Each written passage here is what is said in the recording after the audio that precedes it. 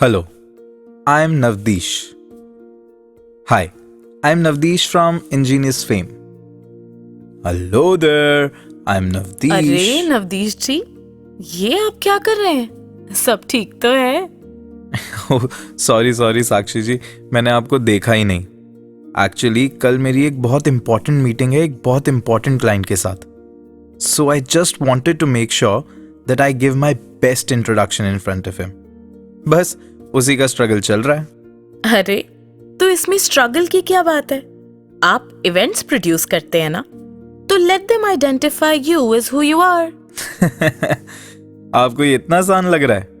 पिछले आधे घंटे से एक लाइन नहीं फाइनल कर पाया हूं. कैसे इंट्रोड्यूस करूं, अपनी कौन सी आइडेंटिटी उनके सामने रखूं कि वो एकदम इम्प्रेस होकर ये डील फाइनल कर दें. बस एक मिनट, कौन सी आइडेंटिटी मतलब? और कितनी आइडेंटिटीज हैं आपकी? आपको लगता है एक इंसान इस जीवन में बस एक ही आइडेंटिटी के साथ सरवाइव भी कर सकता है? मतलब? चलिए मैं आपको एक छोटी सी गेम खिलाता हूं. हम दोनों एक दूसरे के सामने एक एक करके खुद को इंट्रोड्यूस करेंगे, लेकिन हर बार एक नई आइडेंटिटी के साथ. Okay, I mean sounds interesting. चलिए स्टार्ट करते हैं. ठीक है, I will start. Hi, I am Navdeesh and I am an educator. Hi, I am Sakshi and I am a lawyer. Okay, I am Navdeesh and I am a boy.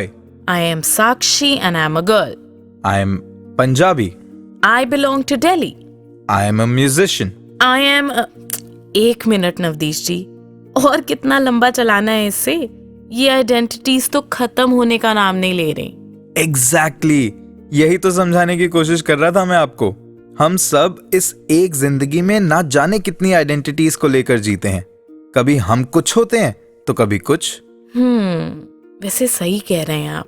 इस बदलती जिंदगी के साथ, हर पड़ाव के साथ, ये आइडेंटिटी, मेरी पहचान भी इवॉल्व होती रहती है, बदलती रहती है. जैसे recently I got married, so now I also have the identity of a wife.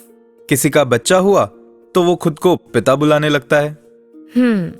तो जो भी जिंदगी में चल रहा होता है ना, whatever is the highlight at a given point of time, overshadows everything else and becomes my identity for that period of time.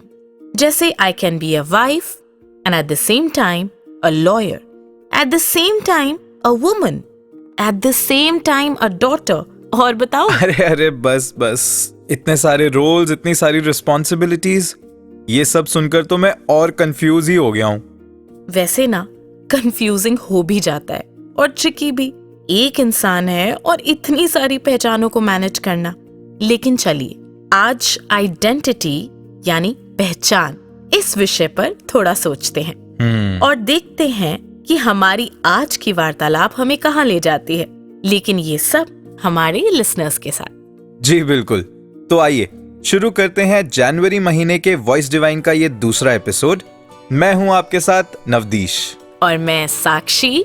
नमस्कार, धन निरंकार.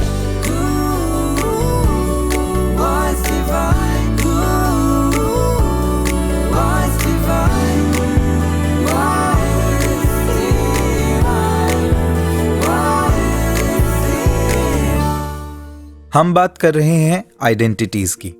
आइडेंटिटी यानी पहचान. अपने आप में यह टॉपिक इतना वास्ट है कि इस पे बहुत सारे पर्सपेक्टिव्स, बहुत सारे एस्पेक्ट्स डिस्कस किए जा सकते हैं. सो लेट्स सी साक्षी जी, आज इस एपिसोड में कितने पहलू निकल कर आते हैं. तो चलिए शुरू करते हैं. जी बिल्कुल. नवदीश जी, मैंने रिसेंटली एक कोट पढ़ा from a very famous psychologist Carl Jung, जिन्होंने कहा कि the world will ask you who you are, and if you do not know, the world will tell you. Wow. यानी दुनिया आपसे पूछेगी कि आप कौन हो, और इसका उत्तर अगर आप नहीं जानते तो दुनिया आपको बताएगी. That is so profound and so accurate. पता है, एक दिन सुबह जब मैं उठी, अपनी अलमारी के सामने खड़ी थी एंड डिसाइड कर रही थी कि उस दिन क्या पहनकर घर से बाहर जाऊं, तो मेरी नजर पड़ी एक स्वेटर पे. अच्छा. बहुत ही कलरफुल सा स्वेटर. कहीं से थोड़ा सा पिंक था, कहीं से थोड़ा सा ब्लू, कहीं से थोड़ा ग्रीन. और जैसे ही उस पर नजर पड़ी, अपने आप चेहरे पर एक स्माइल आ गई कि ये पहनने में आज बहुत मजा आएगा। वाह। मुझे कलर्स बहुत पसंद है। अच्छा।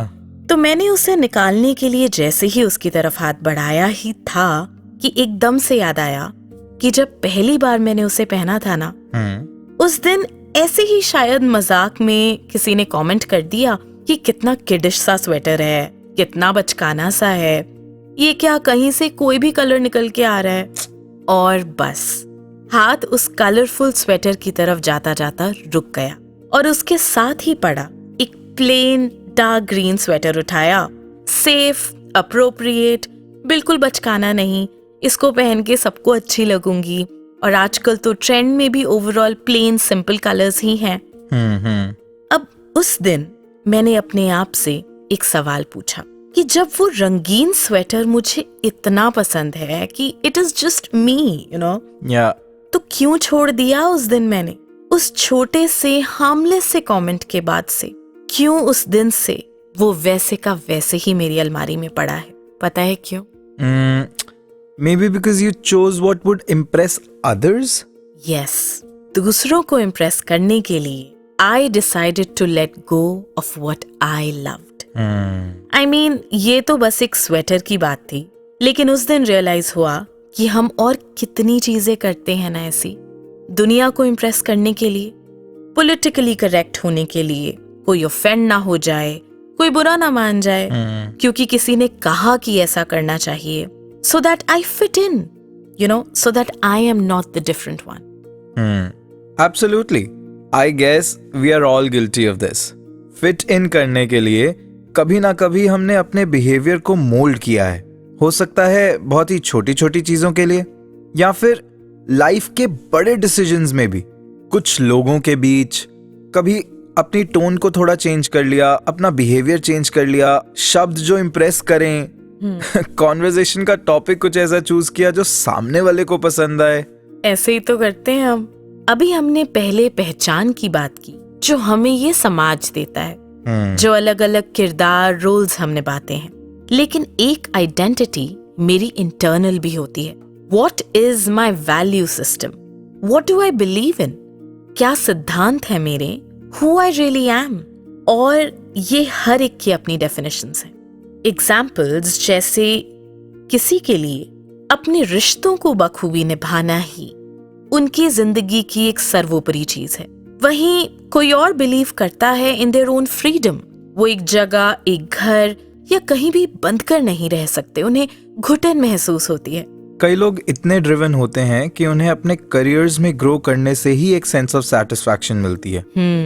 वही उन्हें अपना पर्पस लगता है।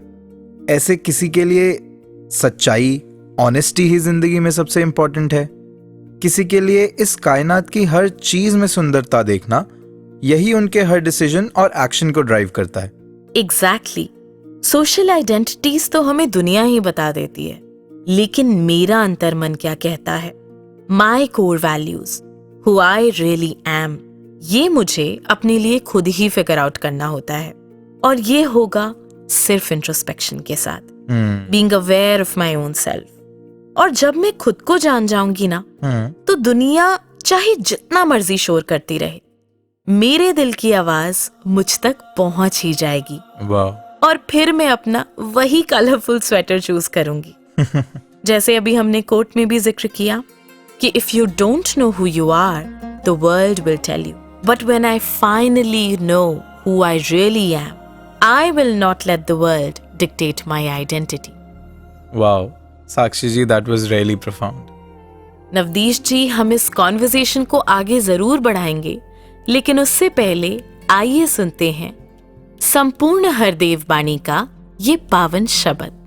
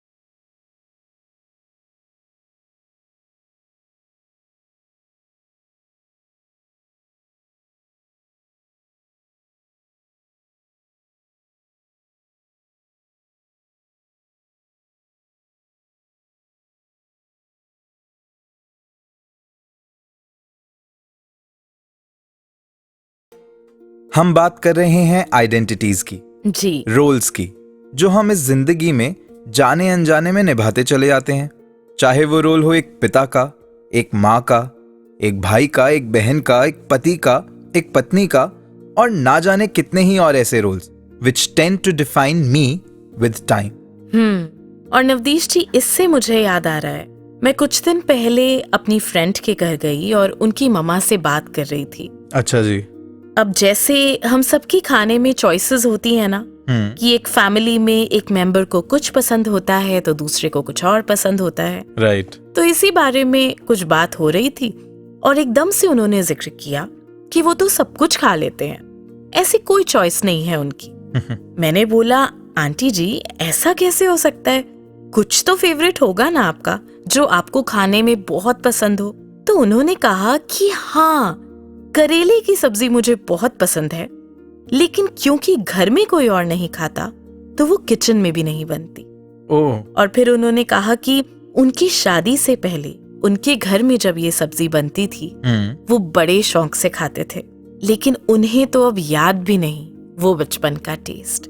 और ना, ये सुनते ही मुझे बहुत हैरानी हुई कि वो एक लेडी जो कभी एक छोटी सी बच्ची हुआ करती होंगी, जिनकी कुछ फेवरेट चीजें थीं, पर फिर शादी हुई, रोल बदला, आइडेंटिटी बदली, वो पत्नी बनी, फिर एक माँ बनी, लेकिन कैसे शायद उन किरदारों में ही वो इतना उलझ गई कि उनकी खुद की कुछ पसंद नापसंद ही नहीं बची। माएँ तो जी ऐसी ही होती हैं, बच्चे जो खाएंगे वो खा लूंगी, हस्बैंड को जैसे पसंद है वैसे हो जाएगा। कितना सैक्रिफाइस। माँ को रोज माँ वाले रोल निभाते हुए देखते हैं तो कभी कभी भूल ही जाते हैं कि वो सिर्फ एक माँ या एक पत्नी ही नहीं है, वो एक महिला भी हैं, एक इंसान है जिनकी अपनी पसंद नापसंद भी हैं, उनकी भी इच्छाएं हैं, उनकी भी ड्रीम्स हैं। एग्जैक्टली। तो मेरी फ्रेंड की मम्मा अब कोई और करेले की सब्जी नहीं खाता तो क्या हुआ, वो अपने लिए तो बना ही सकती है ना, क्योंकि वो उन्हें अच्छी लगती है। और ऐसे में घर के बाकी परिवार वालों का भी तो फर्ज हुआ कि जैसे मम्मा उनकी पसंद नापसंद का ध्यान रखती हैं, तो वो भी ध्यान रखें कि मम्मी को क्या पसंद है, तो कभी वो सबके पसंद का खाना खा लें और कभी सब उनकी पसंद का। सिंपल है ना? एब्सोल्युटली। कुछ दिन पहले की बात है, मैं अपने दोस्त से मिला। अच्छा। थोड़ा परेशान दिख रहा था तो मैंने पूछ लिया कि भाई सब ठीक है ना। थोड़ी देर तो चुप रहा, पर फिर वो बोला, भाई बस थोड़ा स्ट्रेस चल रहा है काम को लेकर। थोड़ा और पूछा तो उसने बताया कि घर पे भी प्रेशर है, पापा एक्सपेक्ट करते हैं कि मैं सब कुछ बिना कंप्लेन किए संभाल लूं बस। कभी कभी लगता है कि मैं अपनी फीलिंग्स किसी से एक्सप्रेस ही नहीं कर सकता। जब भी थोड़ा इमोशनल होता हूं सुनने को मिलता है, मर्द बन, इतना वीक मत बन। साक्षी जी, ये बात सुनकर मुझे रियलाइज हुआ कि कैसे हमारे सोसाइटी ने एक स्टीरियोटाइप बना दिया है। मेन को बस प्रोवाइडर्स, प्रोटेक्टर्स के रूप में देखा जाता है, जैसे इमोशंस तो उनके लिए सेकेंडरी या इररिलेवेंट हों।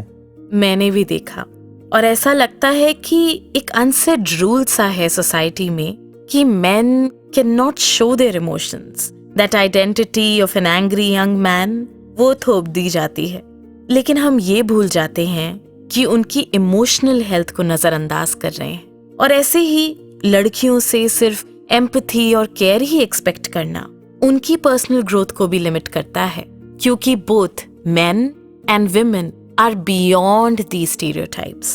करेक्ट। तो इसलिए नवदीश जी, हमें आज समझना होगा कि today things are not that one dimensional and neither can we reduce anyone to one stereotype or one label that we have chosen for them. So while men can also be emotional and it's totally normal, women can be strong and independent as well. और ऐसा तो देखा ही जाता है, ऐसा तो होता ही है। Absolutely. साक्षी जी, ये कॉन्वर्सेशन तो और इंटरेस्टिंग होती चली जा रही है ना? जी। पर आगे बढ़ने से पहले आइए सुनते हैं आदरणीय निहारिका चौधरी जी का क्या कहना है इस विषय पर। धन्यकार जी, जब मैं ये आइडेंटिटी वर्ड सुनती हूँ तो मुझे पहले तो रियलाइज होता है कि मेरी कितनी अलग अलग आइडेंटिटीज हैं, not just for my self. मैं घर पर कुछ और हूँ, कॉलेज में कुछ और हूँ, फॉर माई फ्रेंड्स एक डिफरेंट आइडेंटिटी है, और जो दूसरे मुझे व्यू करते हैं वो कितनी सारी आइडेंटिटीज़ हैं। जैसे जब मैं स्कूल में थी तो मैं हेड गर्ल थी, तो मुझे सब जानते थे कि ये हेड गर्ल है, and that was my identity. फिर जब स्कूल ओवर हुआ, फिर कॉलेज में गई, तो सोचती थी कि अब ऐसा क्या करूं, या ऐसा क्या प्राइड एंगल है, या कुछ ऐसा करूं जो मेरी बेस्ट आइडेंटिटी बन जाए। तो फिर डिबेटिंग स्टार्ट की, तो थ्रू आउट कॉलेज मुझे डिबेटर जानने लग गए। फिर बात करें तो ऐसे मेरे दोस्त मजाक उड़ाते हैं कभी कभी कि my sister who's a famous singer, तो वो बोलते हैं कि तुझे तो उनके नाम से ही, कि वो तो उसकी बहन है, बस ऐसे ही जानते हैं, दिस इज़ योर आइडेंटिटी।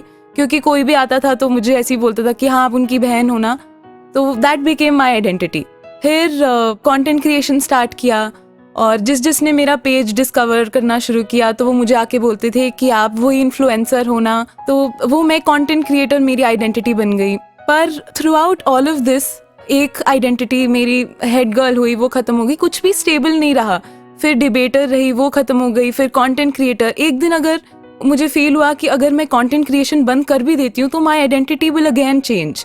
तो मैं कुछ भी बन जाऊँ या कुछ भी है, मेरी आइडेंटिटी मेरे खुद के लिए और किसी और के लिए हमेशा चेंज ही होती रहेगी।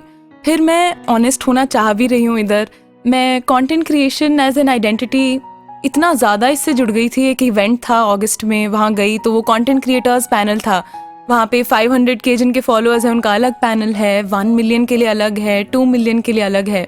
तो ऑब्वियसली 500K जिनके फॉलोअर्स हैं उनके पैनल में कम लोग अटेंड कर रहे हैं, 2 मिलियन वालों के लिए ज़्यादा लोग अटेंड कर रहे हैं। इनके लिए you know the respect, the treatment, everything is very different. तो वहाँ पर ऐसा बड़ा फील हुआ कि अभी अगर अगले महीने मेरे ज़्यादा फॉलोअर्स हो जाए तो मुझे अलग रिस्पेक्ट मिलेगी। तो क्या ये मेरी पहचान है और ये इतना ज़्यादा फ्लक्चुएट होता रहेगा?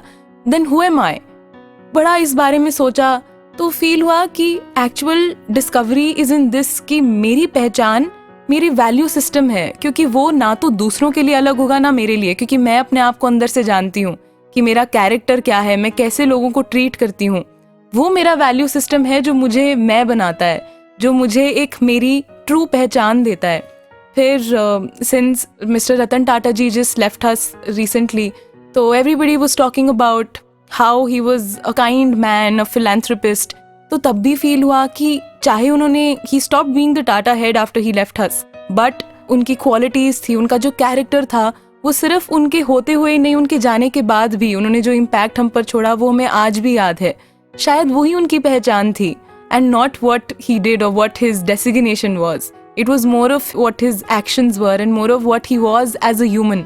तो तब मेरे दिमाग में यही चीज़ आई कि मेरे लिए मेरी पहचान बनाना विल बी कि मेरा वैल्यू सिस्टम कैसा होगा। तो मुझे अगर अपने आप पर काम करना है तो मुझे अपनी क्वालिटीज़ पर काम करना है, मुझे एक बेहतर इंसान बनना है, और वही मेरी रियल आइडेंटिटी और वही मेरी पहचान बनने वाली है। और है भी, सिर्फ मेरे लिए नहीं, हर किसी के लिए जो मेरे कांटेक्ट में आता है।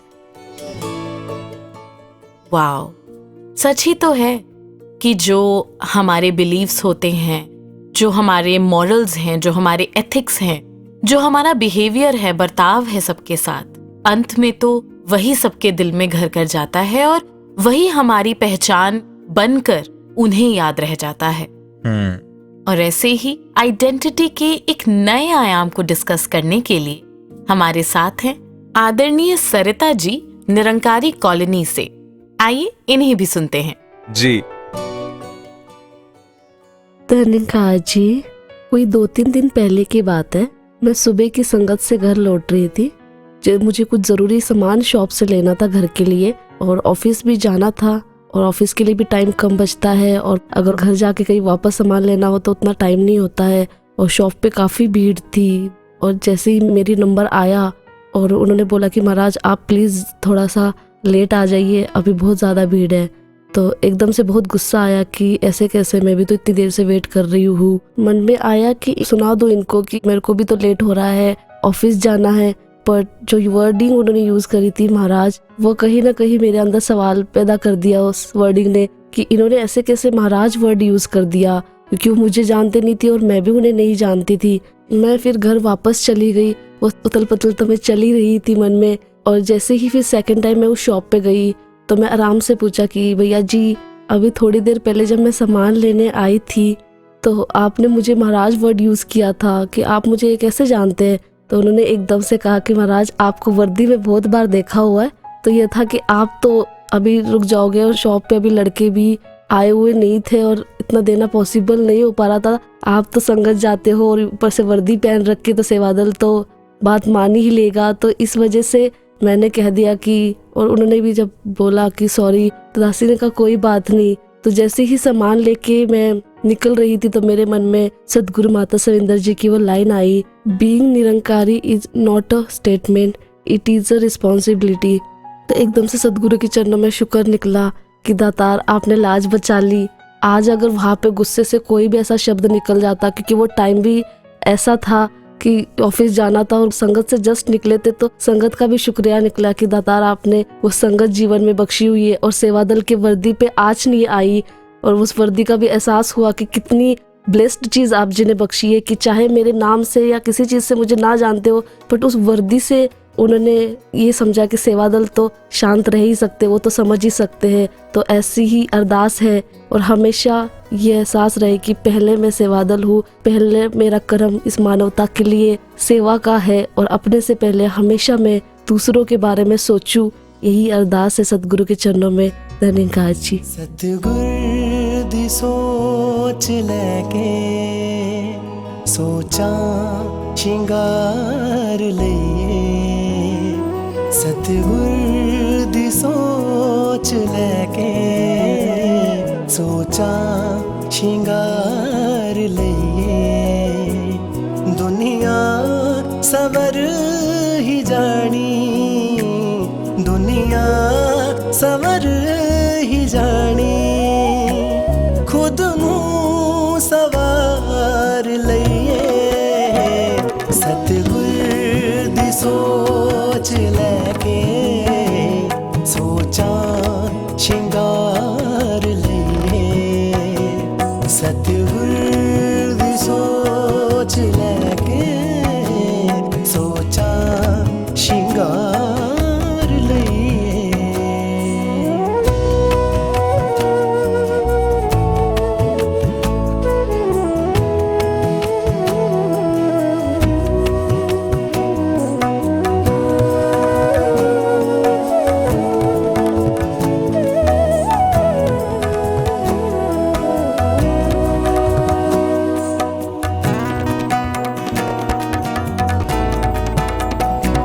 पैरां च पैर रख के चलने जे रहबर दे, पैरां च पैर रख के चलने जे रहबर दे।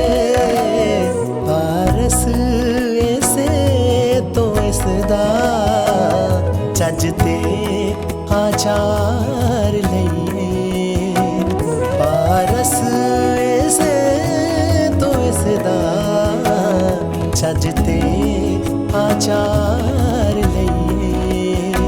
दुनिया सवर ही जानी, दुनिया सवर ही जानी, खुद मुँह सवार लईए।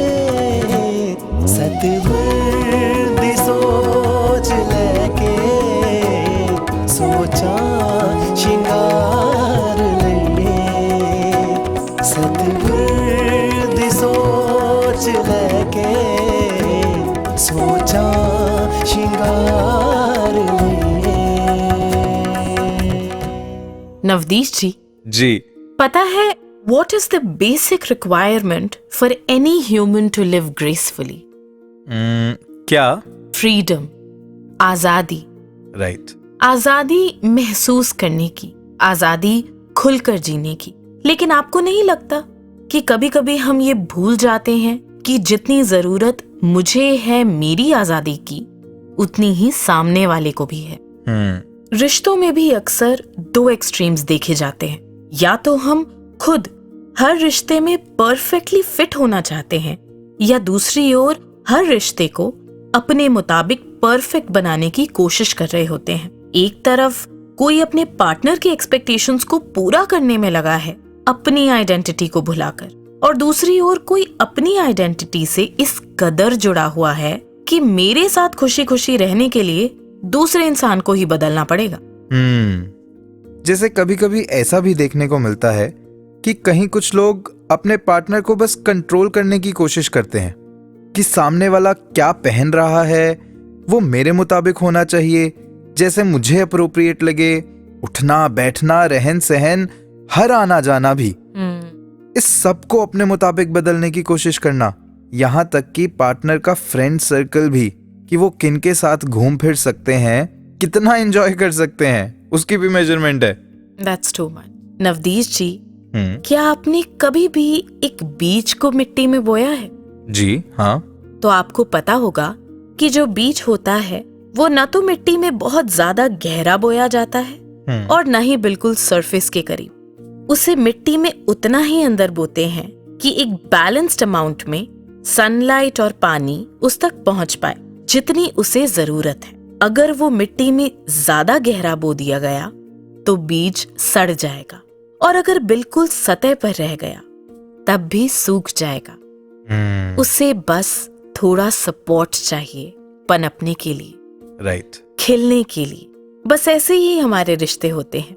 रिश्तों में भी हमें ये जरूर ध्यान रखना चाहिए कि सामने वाले के टैलेंट को, उनकी सेल्फ रिस्पेक्ट को, उनकी इंडिविजुअलिटी को भी हम ऑनर कर पाएं। साक्षी जी, और अक्सर रिश्तों में हम एक दूसरे के लिए आउट ऑफ द वे जाकर भी एफर्ट्स करते ही हैं। जी बिल्कुल। And that is only because we love them. यहाँ प्यार में एफर्ट्स करने को गलत नहीं कहा जा रहा, बस इस बात का ध्यान रखना है कि ये एफर्ट्स करते हुए कहीं मैं अपना अस्तित्व ही ना भुला बैठूं। There is a very thin line between doing something out of love and compromising to the extent that it becomes toxic. You know, I have an example for this. I have a friend जिनकी family के एक member बहुत ही dominant थे, anger issues थे, और उन्हें बात बात पर गुस्सा आ जाया करता था। घर के बाकी मेंबर्स को बहुत ज्यादा कंट्रोल करते थे कि कोई छोटी सी भी गलती सह ना पाना और एकदम भड़क जाना। मेरा दोस्त हमेशा इसी डर में रहता कि कहीं उससे कोई गलती ना हो जाए। कहते हैं ना कि home is your safe space, लेकिन उसे अपनी मन की बात या अपनी इच्छा भी सामने रखने में झिझक होने लगी थी। Subconsciously he gave in. उसे हमेशा गिल्ट रहता कि वो उस फैमिली मेंबर को खुश नहीं रख पाता, और मेरे दोस्त को ऐसा लगने लग गया था, इनफैक्ट यकीन हो गया कि उसमें ही प्रॉब्लम है। उसने बताया कि इसका उस पर इतना गहरा असर हुआ कि उसे कुछ भी नया करने से बहुत डर लगने लगा। कोई गलती हो गई तो ही वॉज ऑलवेज नर्वस। घर से बाहर भी अपने लिए स्टैंड लेना नहीं आता था, और नहीं अपने लिए कोई डिसीजन लेना आता था, क्योंकि हमेशा से उसकी जिंदगी की हर छोटी से छोटी चीज भी कंट्रोल की जाती रही थी। He had very low self esteem. जब मैंने पूछा कि तुम अपने साथ ये सब क्यों होने देते रहे, तो उसका जवाब था, and I quote his words, कि मुझे लगा था ये मेरा फर्ज है। अगर मैं और ट्राई करूंगा, अगर मैं गलतियां ना करूं और उनके मुताबिक चलूं, तो शायद सब ठीक हो जाएगा। मुझे एहसास ही नहीं था कि मेरे साथ कुछ गलत हो रहा है। मुझे लगा कि फैमिली में तो एडजस्ट करना ही होता है ना। सोचिए नवदीश जी, उसे लग रहा था कि वो प्यार में एफर्ट्स कर रहा है, जबकि वो सब कुछ उसकी मेंटल हेल्थ के लिए कितना खतरनाक था। उसके आत्मसम्मान को कितनी ठेस पहुंची। जब उसकी एंजाइटी बहुत ज्यादा बढ़ गई तो उसने थेरेपी का सहारा लिया। It was then that he understood the toxic patterns, and finally उसने अपने लिए आवाज उठाई। इसलिए रिश्ता कोई भी हो, पति पत्नी, बहन भाई, दोस्त, अच्छा वही है जो स्पेस दे, फ्रीडम दे, हेल्दी हो, सामने वाले की आइडेंटिटी को अपनी आइडेंटिटी से इन्फ्लुएंस ना करे। एब्सोल्युटली। खुद को किसी पर इतना थोपने की कोशिश ना करे कि उनकी अपनी इंडिविजुअलिटी का कोई अस्तित्व ही ना रहे। It is our responsibility to let everyone bloom into the beautiful person that they're meant to be. So let's move on to our next segment now, जिसमें आ रही हैं आदरणीय कुसुम जी अपने कुछ pearls of wisdom लिए। इंसान छुपा है अपने भीतर, अपना सारा संसार लिए, खो चुका है अपनी पहचाने, मिट्टी से कई आकार लिए। रिश्तों के पर्दे में न जाने कितने ही चेहरे बदलता है। सपनों के जाले बुनता है, ख्वाहिशों की एक मझधार लिए। और इस भंवर, इस मझधार में किसी किसी के दिल में ही ये जिज्ञासा उठती है कि वो ये जानने की कोशिश करे, मैं कौन हूं, क्या है मेरी असली पहचान। एक राजा को परमात्मा से मिलना था, तो वो किसी संत के पास पहुंचे और बोले, क्या आप मुझे परमात्मा से मिला सकते हैं? सन्यासी ने कहा, अभी मिलना है या कुछ देर ठहर कर? राजा को थोड़ी हैरानी हुई। वो बोले, माफ कीजिए, आप समझ नहीं रहे शायद, मैं परमात्मा से मिलने की बात कर रहा हूं। संत ने कहा, हाँ, मैं भी परमात्मा से ही मिलाने का काम करता हूं। आपको अभी मिलना है? राजा ने कहा, अभी। इस पर संत बोले, इस कागज पर पहले अपना परिचय लिख दें।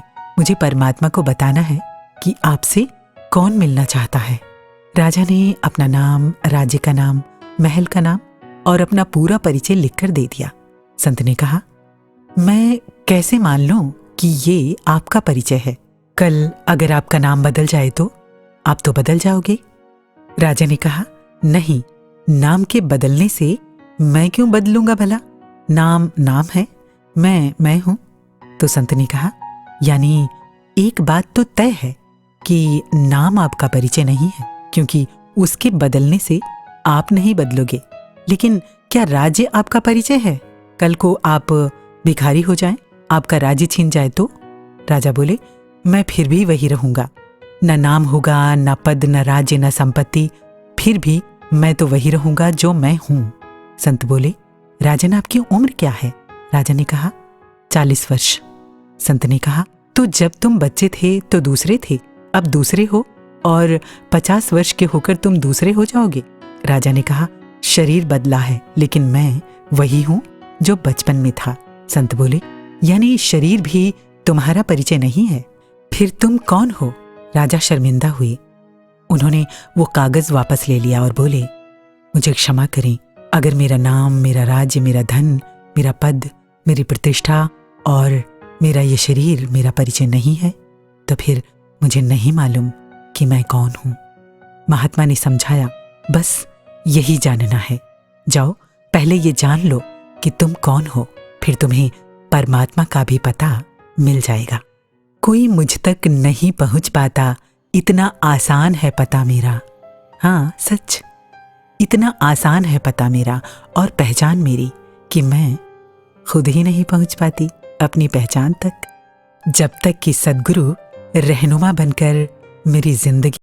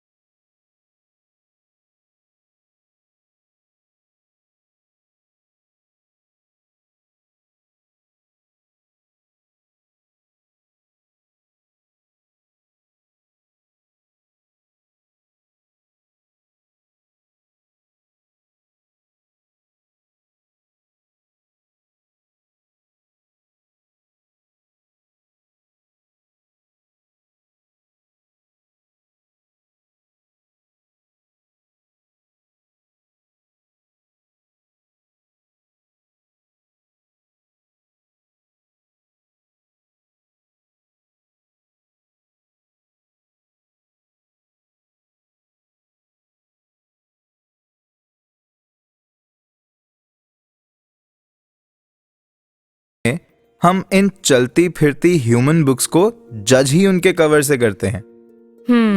कभी पहरावे पे, कभी बोली पे, कभी एक्सेंट पे, कभी कभी तो इस बात पे भी कि वे शहर के किस हिस्से में रहते हैं। ये सभी एस्पेक्ट्स हमारी आइडेंटिटीज का हिस्सा जरूर हैं, पर हम सिर्फ इन्हीं तक महदूद नहीं हैं। एब्सोल्युटली। हम किसी को जज करने से पहले एक बार रुक कर उनके पर्सपेक्टिव से भी सोचने की कोशिश जरूर किया करें। बिल्कुल सही कहा आपने। और वैसे भी ना, हर इंसान अलग है और जितने लोग हैं उतनी ही यूनिकनेसेस हैं, उतनी ही वैरायटी है सोच में, भाषाओं में, धन कमाने का या अपना गुजारा करने के तरीकों में भी। अब देखिए कि एक सोसाइटी है, समाज में हर तरह के रोल्स होते हैं, हर तरह के काम होते हैं जिनकी वजह से समाज जो है वो एक सुचारू रूप से चल रहा होता है। कोई ना कोई तो उन रोल्स को निभाएगा ना, कोई ना कोई तो वो काम करेगा। तो फिर कैसे कोई काम छोटा या बड़ा हुआ, किस बेसिस पर हम भेदभाव करें या किसी से भी घृणा करें? एब्सोल्युटली। तो इसलिए कितना जरूरी हो जाता है कि किसी का क्या पेशा है, कोई कितने पैसे कमाता है, सोसाइटी में उनका क्या ओहदा है, ये सब देखकर हम किसी की आइडेंटिटी फिक्स नहीं कर सकते। एग्जैक्टली। अभी हमने ही डिस्कस किया कि एक इंसान की जिंदगी में कितने पहलू होते हैं, तो हम सिर्फ एक पहलू से ही एक इंसान को डिफाइन नहीं कर सकते। ये हमारी गलती होगी। और वैसे भी how we perceive others says more about our narrow-mindedness than anything about them. Correct. मुझे लगता है कि एक समझदार और विवेकी इंसान वही है जो इन ऊपर ऊपर की आइडेंटिटीज के पार देख पाए, जो देख पाए कि इन पहचानों से पहले सामने वाला एक इंसान है और इंसानियत के नाते मेरा फर्ज है कि मैं हर किसी का सम्मान करूं। Everybody deserves respect. मुझे हर किसी में परमात्मा का वो अंश दिखे। Absolutely. पता है, एक डिसऑर्डर होता है डिसोसिएटिव आइडेंटिटी डिसऑर्डर या स्प्लिट पर्सनालिटी डिसऑर्डर। इसमें एक व्यक्ति अपने मन में अपनी एक से ज्यादा आइडेंटिटीज बना लेता है। अच्छा। कभी किसी पर्सनालिटी को जी रहा होता है तो कभी किसी और। उन्हीं पर्सनालिटीज के हिसाब से वो अपना व्यवहार बदलता रहता है, लेकिन इनमें से कोई भी उसकी असली आइडेंटिटी नहीं होती। वो एक इल्यूजन में होता है कि इट इज रियल। ये एक बीमारी है और इसके इलाज की जरूरत होती है। जरा सोचिए, how is it different from us who are lost in these temporary identities that we have created for ourselves. इसीलिए तो नफरतें हैं, इसीलिए तो क्राइम्स हैं, क्योंकि इंसान अपनी असली आइडेंटिटी को भूला बैठा है। आज इंसान एक ओहदा है, इंसान एक सरनेम है, इंसान एक पर्टिकुलर रिलीजन का है, एक पर्टिकुलर स्टेट को बिलोंग करता है। सिवाय एक इंसान के, इंसान और सब कुछ है। इसीलिए मुझे लगता है कि सबसे ज्यादा अर्जेंट और सबसे ज्यादा जरूरी हो जाता है कि समय रहते ही खुद को पहचान लिया जाए, who I really am. Absolutely. और ऐसे ही भावों से सजा है हमारा अगला सेगमेंट रंगमंच से। तो चलिए इसे सुनते हैं। चेहरे पर चेहरा, उस पर फिर एक चेहरे का पहरा। Welcome back to our show. और घड़ी में बज चुके हैं क्या फर्क पड़ता है कितने बज चुके हैं, क्योंकि आज हम ऐसी बात करने जा रहे हैं जो हर पल हमारे साथ चलती है, और वो है तलाश। जी हाँ, किसी को तलाश है एक मंजिल की, तो किसी की तलाश है एक अच्छा जीवन। लिस्ट लंबी है दोस्तों, लेकिन एक तलाश ऐसी जो हर समय की साथी बन चुकी है, और वो है खुद की तलाश। वाह, क्या डेंजरस बात बोली रे रेडियो वाली मैडम ने। आपने सुनी भाऊ? हाँ नहीं यार, मेरी ना आंखों में गड़बड़ है तो मैं सुन नहीं सकता। हाँ, या आंखों में गड़बड़ तो सुनने का क्या लेना। वो मेरा सीनियर कहता है कि तुम्हारा विजन क्लियर नहीं है, इसलिए तो मैं ट्रेडमिल पर भाग नहीं पाया। जिम वाले भैया ने बोला कि घुटनों को स्ट्रॉन्ग करो, इसलिए ना वो गुप्ता जी ने कहा कि अपना टूथपेस्ट बदल के देखो। या पर घुटना स्ट्रॉन्ग करने के लिए टूथपेस्ट काय को बदलना? अरे वो पड़ोस वाले ओबरॉय साहब ने बोला ना You must love Italian food. Have some pasta. वैसे पास्ता कैसे बनता है मालूम है? नहीं, मेरे को नहीं मालूम, तुमको मालूम? देखो, दूध में पत्ती डालो। यह पत्ती किधर से आया? पत्ती डालने से दूध फट जाएगा। और मेरा सिर भी फट रहा है। उससे बनी पनीर की भुर्जी मेरी बुआ जी को बहुत पसंद है। हो, मेरे को भी पसंद है। तो मैं उसे स्ट्रॉ के साथ पी जाऊंगा। ये थाम रे थाम, क्या भाऊ, आंखों में गड़बड़ तो सुनाई नहीं देता, घुटनों में प्रॉब्लम तो टूथपेस्ट बदलता है, क्योंकि पास्ता खाना है। पास्ता के लिए दूध में डाला पत्ती और भुर्जी को स्ट्रॉ से पिया। या मेरे को क्या बैंगन समझा जो मेरा भरता बना डाला रे? तुमको तकलीफ है तो बोलो, पर मेरे को काय को देता है तुम? अरे शांत शांत शांत बिट्टू भैया, शांत। यार मैं मजाक कर रहा था, मजाक था। मजाक है तो फिर ठीक है, पर बहुत डेंजर था। हाँ? मैं अभी जाऊं, कॉफी लाऊं? हाँ हाँ आप लाओ, आप जाओ। हाँ, मजाक ही तो था, मजाक ही तो है। पर आप तो जानते हो ना कि ये सब सच है। वो आप डर गए क्या? छोटे उस्ताद, अब आप ऐसे चेहरे पर मास्क लगा के दूसरों की बातें सुनकर छुपके से आवाज लगा दोगे तो कोई भी डरेगा ही ना। सॉरी। कोई बात नहीं, अब बच्चा पार्टी मस्ती नहीं करेगी तो क्या हम करेंगे? क्यों, आपको अलाउड नहीं है क्या? है, पर आप जितना नहीं। और आप क्या कह रहे थे कि मैं क्या जानता हूँ? यही कि वो सब मजाक नहीं था ना। अच्छा अच्छा, तो फिर आप ही बताओ, और क्या था? सच। आप कहीं लॉस्ट हो क्या? और आपको ऐसा क्यों लग रहा है? जो सब बोलते हैं आप वो बन जाते हो। इतनी सारी पर्सनालिटीज के बीच आप लॉस्ट हो क्या? वाह दोस्त, उम्र से बड़े सवाल कर रहे हो। हाँ, लॉस्ट तो हूँ यार, कहीं ढूंढ रहा हूँ आखिर मैं हूँ कौन। खैर, ये सब बातें आपके लिए नहीं है, ओके? तो चलूं मैं? पर आप तो आप हो ना, फिर ये क्वेश्चन क्यों? अच्छा बैठो। देखो, वो सामने बिल्डिंग है ना, मैं उसमें जॉब करता हूँ। अब वहाँ के रूल्स हैं, रेगुलेशंस हैं, जैसा वो बोलते हैं वैसा करना पड़ता है। मेरी तरह, जैसे मैं स्कूल जाता हूँ तो वहाँ भी सब फॉलो करना पड़ता है। देखो, फैमिली को भी टाइम देना पड़ता है। वो तो मैं भी देता हूँ। Family that eats together stage together. भाई, दोस्तों के बीच भी जाना होता है। मैं भी मिलता हूँ सबसे। होमवर्क करने के बाद सब पार्क में जाते हैं। तुम समझ नहीं रहे हो, बहुत से लोगों से मिलना होता है। अब हर कोई एक जैसा तो नहीं होगा ना। दुनिया की इस भीड़ में रहने के लिए ना भीड़ जैसा बनना पड़ता है। कभी ऑफिस में वेल बिहेव पर्सन, तो कभी घर की जिम्मेदारियों को समझने वाला एक अच्छा बेटा, कभी दोस्तों के बीच उनकी केयर करने वाला। हाँ, चेहरा एक लेकिन मास्क अनेक।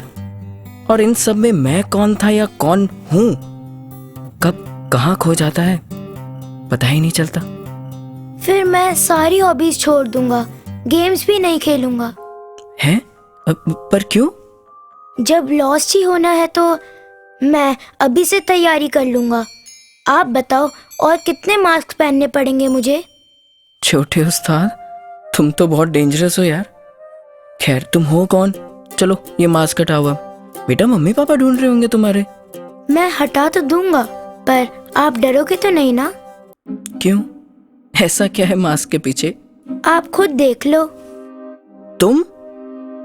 यानी मैं आपका ही बचपन हूँ। प्लीज मुझे बता दो ना, मेरा फ्यूचर कैसा है? आई एम सॉरी यार, अभी तो मैं इतनी अर्निंग भी नहीं करता, और शायद तुम्हें अभी तक सक्सेसफुल भी नहीं बना पाया। क्या मैं बड़े होकर वो कोकोनट वाली चॉकलेट नहीं खरीद सकता? वो तो मैं हजारों खरीद सकता हूँ। फिर तो हम सक्सेसफुल हुए ना? हाँ यार, कितना पसंद थी यार मुझे वो चॉकलेट। अब बताओ ना, मुझे कितने मास्क पहनने पड़ेंगे? एक भी नहीं, तुम जो हो वही रहना, बाकी सब तो बदलता ही रहता है यहाँ। सारे रोल्स निभाने हैं, पर मैं जो हूं सो हूं, वो सब तो मैं अभी भी कर सकता हूं ना। आपने अपने बचपन से कुछ वादे किए थे, आप डरो मत, आप ना ज्यादा सोचा मत करो। यहाँ बचपन में सब ठीक है, बिना सोचे मैं बहुत कुछ क्रिएटिव कर रहा हूँ। उम्र भर ख्याली भूतों से कर मैं न डरता, खुदा मैं क्या जोर से जीता, खुदा मैं क्या चैन से मरता। ये भाऊ, ये लो तुम्हारा गर्मा गर्म स्ट्रॉन्ग कॉफी। नहीं दादा, ये कैंसिल करो। है ये पास्ता नहीं है मेरे पास अब। नहीं रे, आप लेकर आओ आज कड़क चाय। क्या बात कही रे भाऊ, चाय बोले तो दिल्ली की लाइफलाइन, अभी लेकर आता हूं। तो दोस्तों, सब कुछ पाकर भी खुद को खो दिया तो क्या फायदा, है ना? जिंदगी से भी थोड़ा टाइम निकालो जिंदगी के लिए, कभी पेंट ब्रश लेकर तो कभी खुली हवा में जाकर, नहीं तो मैगी को नया ट्विस्ट देकर नई रेसिपी ही बना दो। पर जो भी हो, खुद की पहचान करो। इसी नोट के साथ ये खूबसूरत सा गाना सिर्फ आपके लिए।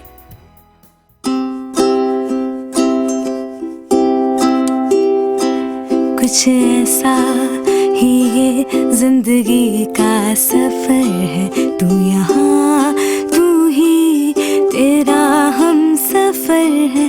कुछ खास है कोई पास है, हर पल की ये आवाज है। कुछ खास है कोई पास है, हर पल की ये आवाज है। मुझको खबर क्या इस जहान की, बस खुद की तलाश है खुद की तलाश है।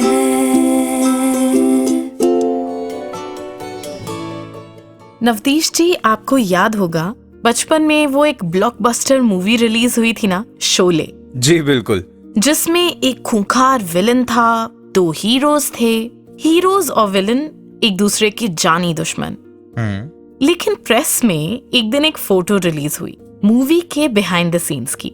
अच्छा। जहां वो विलन गब्बर सिंह और वो जो कैरेक्टर्स थे जय और वीरू, सब एक दूसरे के कंधे पर हाथ रखकर खड़े हैं, एक साथ खड़े हैं, हंस रहे हैं। You know, it was so funny उस टाइम पर, क्योंकि मूवी में कोई इमेजिन भी नहीं कर सकता था उन कैरेक्टर्स को साथ खड़े हंसते हुए। पर वो एक्टर्स थे जिन्हें पता था कि वो बस कैमरा पे एक रोल प्ले कर रहे हैं। वो उनकी असली आइडेंटिटी नहीं है, असली पहचान तो कुछ और है। और चलो, वो तो एक मूवी है जहां डायरेक्टर ने जो रोल दे दिया वो निभा रहे हैं। पर यहाँ तो हमारे डायरेक्टर ने, इस परमात्मा ने हम सबको हीरोज वाले रोल दिए हैं। वाओ। नाम चाहे कोई भी हो, बहन का, भाई का, पति का, पत्नी का, बॉस, टीचर, स्टूडेंट, इन सभी रोल्स को बखूबी निभाना है, पर अपनी अपनी असली पहचान को याद रखते हुए। And it is only then that we can live in reality, detached from all temporary and fake identities. Sakshi ji, जैसे ये सारे रोल्स निभाना उस एक एक्टर के लिए जरूरी है जी, उसी तरह जरूरी है हम सब के लिए ये सारी ही आइडेंटिटीज को निभाना, इनको जीना, इनको मैनेज करना। और जितना इम्पोर्टेंट मेरा उन सभी आइडेंटिटीज को मैनेज करना है, उतना ही इम्पोर्टेंट है मेरी असल पहचान, मेरी रियल आइडेंटिटी का पता लगाना। और यहाँ मेरी हेल्प करते हैं सद्गुरु। सद्गुरु दयाल होते हैं, इन्होंने हम पर कृपा की और मुझे उस ज्योति के दर्शन करवा दिए जो मेरा निज स्वरूप है। और इस निज घर तक पहुंचने के लिए मुझे क्या करना होगा? तत्विधि प्रणीपातेन परिप्रश्नेन सेवया उपदेक्षन्ति ते ज्ञानम ज्ञानिनः तत्वदर्शिनः। मुझे सिर्फ तत्वदर्शी सद्गुरु के आगे सर को झुकाना है और अरदास करनी है कि हे प्रभु, कृपा करो और मुझे मेरी असली पहचान करा दो। वाह! और जब सद्गुरु मुझे ये असली पहचान दे देते हैं तो मेरी बाकी सारी आइडेंटिटीज, बाकी सारी पहचानें हट जाती हैं, छट जाती हैं। स्कूल में साइंस एक्सपेरिमेंट्स के दौरान अक्सर प्रिज्म को यूज करने का मौका मिला तो देखा कि जो विबग्योर होता है यानी सतरंगी रोशनी जब एक प्रिज्म से पास करती है तो पता चलता है कि those colours are nothing but the same white light. और अगर सामने एक और प्रिज्म रख दिया जाए तो फिर से वो वाइट लाइट रेनबो कलर्स में जगमगाती हुई निकलती है। बिल्कुल ऐसे ही उन 7 रंगों की तरह हम सभी की अपनी अपनी पहचानें हैं और वो प्रिज्म इस परमात्मा का ज्ञान है, मेरे अस्तित्व का, कि हम सब अलग नहीं हैं, हम एक ही तो हैं, एक ही परमात्मा के अंश। और इस रियलाइजेशन के बाद, खुद को जान लेने के बाद, फिर से इस निरंकार से जुड़कर ही समझ आया कि एक होते हुए भी हम सभी के डिफरेंसेस, हमारी यूनिकनेसेस, अलग अलग फ्लेवर्स भी तो इसी निरंकार की एक सुंदर रचना है। और अपने अस्तित्व, अपनी पहचान को जान लेने के बाद जब संसार में निकलते हैं तो यही ढेर सारी आइडेंटिटीज बोझ नहीं लगती, ये हमें उलझाती नहीं है, बल्कि सद्गुरु की शिक्षाओं में तो इन्हें मैनेज करने के तरीके छिपे हैं। एब्सोल्युटली। तो आइए मुझे खुद को खुद से मिलाने वाले, हमारी असली पहचान बताने वाले हमारे सद्गुरु, इन्हीं के आगे अब हम समर्पित हो जाते हैं। तो चलिए जुड़ते हैं सद्गुरु के पावन संदेश के साथ और इसी के साथ दीजिए हमें इजाजत। संतों ने यही सिखाया कि परिस्थितियों से भागना नहीं है, एक एस्केपिस्ट नहीं बनना। संत हमेशा इसी संसार में रहते हैं, उन्हीं परिस्थितियों को फेस भी करते हैं, पर फिर भी एक सुकून में रहते हैं, आनंद में रहते हैं। संतों के लिए कुछ एक चीज़ बदलती नहीं है, जो कष्ट एक अगर उस इंसान में भी है जो अभिमानी है, वो ही हो सकता है शारीरिक पीड़ा किसी संत के भी शरीर में हो। पर फर्क यही आता है कि ये ज्ञानी और अज्ञानी में, कि कैसे अज्ञानी तो फिर परमात्मा को ही कोसता है कि ये कष्ट क्यों हमारे हिस्से आ रहा है, ये ठीक नहीं हो रहा। और वहीं ज्ञानी शुक्राने भाव में रहते हैं कि शुक्र है अभी ये कष्ट इतना नहीं है, ये कोई पीड़ा इतनी नहीं है, और शुक्र है परमात्मा का कि अगर आपने ये सही समझा तो ही दिया। ये कष्ट पता नहीं कैसे, पर बहुत ज़रूरी होगा हमें एक्सपीरियंस करना, इसको गो थ्रू करना।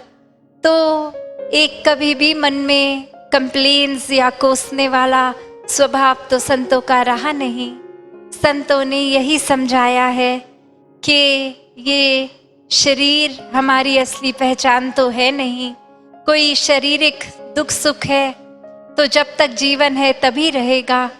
एक कभी भी भक्तों की अरदास ये नहीं रही कि सांसारिक सुख मिले। भक्तों ने हमेशा आध्यात्मिक बात करी है, अध्यात्म की, आत्मा की, कि ये आत्मा का जिस तरह इस ब्रह्म ज्ञान से हमारा कल्याण हो गया, सभी का वैसा हो, सभी ठंडक प्राप्त करें। तो ये पहचान संतों ने यही बताई कि शरीर ही सच नहीं है हमारा, ये आत्मा ने तो अनेकों बार अलग अलग योनियों में, कभी जानवर बन के, कभी किसी और तरह एक शरीर को बदला है। ठीक उसी तरह जैसे हम हर दिन वस्त्र बदल लेते हैं, तो एक वही बात कि ये आत्मा इस परमात्मा की अंश है। तो कैसे एक ये पहचान अपने असली रूप की हो, तो वही एक आसान तरीका कि जब इस परमात्मा को जान लेंगे तो अपनी पहचान खुद ब खुद हो जाती है कि ये परमात्मा है और इसी से हम आए हैं, इसी में रह रहे हैं और इसी में वापस एक में खोना है।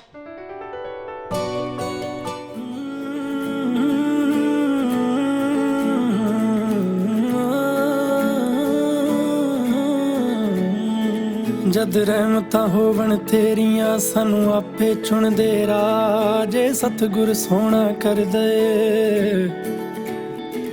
जे सतगुर सोना कर दे ओदी काफी एक निगाह असी अज़लां ताईं तरजीए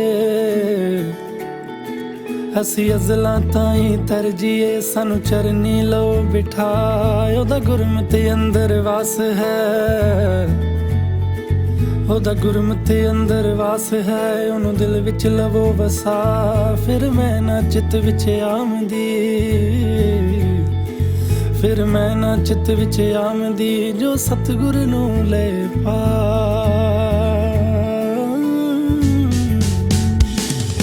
तोड़ा साथ प्यारा सारी दुनिया नू सतगुर दवो सहारा सारी दुनिया नू नजर करम दी हो जे मन चाहुंदा है तू खाली मुड़दा नहीं जो आउंदा है सानू दसना भी पिया नहीं ओह बिना दसे ना फड़िया तुसी तक्किया जी ऐसा इको वार लखां वारी मैं थरिया तुसी तक्किया जी ऐसा इको वार लखां वारी मैं थरिया लखां वारी मैं थरिया